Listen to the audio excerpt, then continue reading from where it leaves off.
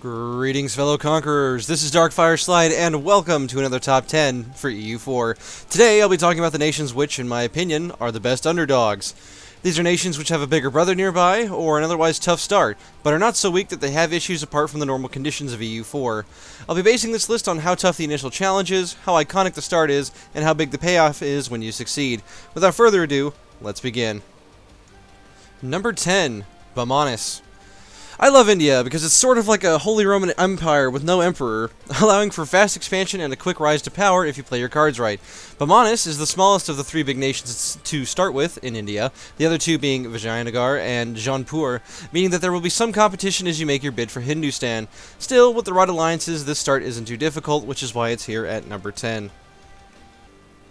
Number 9, the Mamluks. The Mamluks are a classic underdog. They have a strong starting position by most standards, including almost 300 development to start with, but they are at a serious risk of being trounced by the Ottomans if they aren't quick enough with their expansion and can't get the alliances necessary to succeed. Once the Ottomans are defeated, however, the Mamluks can quickly gain dominance of the Middle East and form a mighty empire. Number 8, England.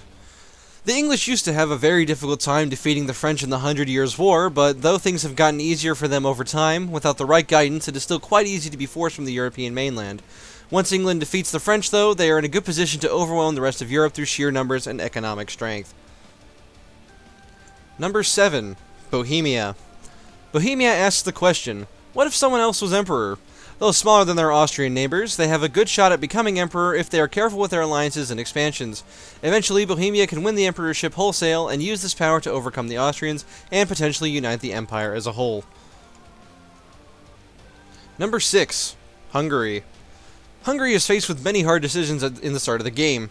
They have a regency when the game starts, meaning that a union with Austria is a very real threat if you allow it to happen. You are also surrounded by the Ottomans and potentially the Polish Commonwealth, who also seriously threaten your position.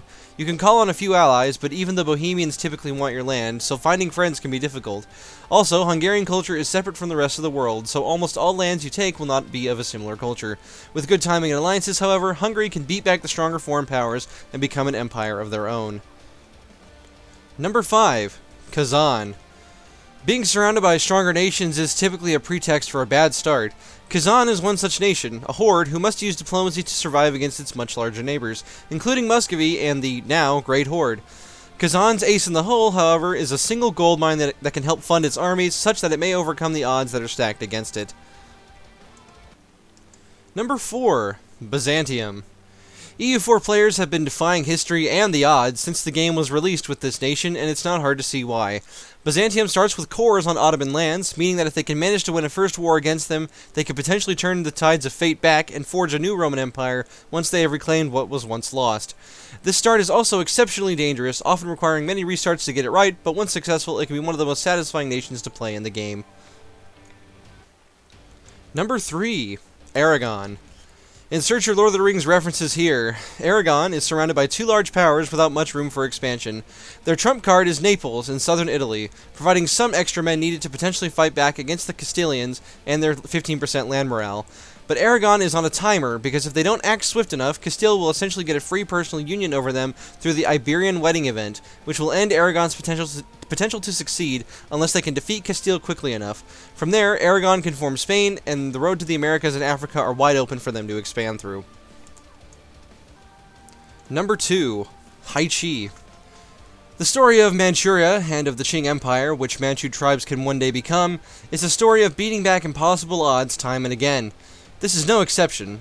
Haiji, however, starts in the middle of every nation in the area, as well as Ming, meaning that their threats are limitless. However, if Haiji can unite the tribes and form Manchu, they stand a chance of being able to defeat even Ming China and can use their powerful national ideas to form the mighty Qing Empire, gaining claims over most of China. It is a challenging, but extremely rewarding campaign that will test your ability as a player, while giving you reason to celebrate once you do succeed.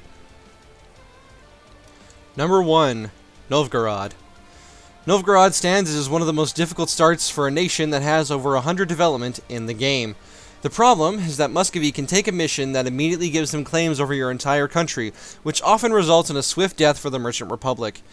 Novgorod needs to find allies, and quickly, which can be very difficult and frustrating to accomplish since you are both Orthodox and a Republic.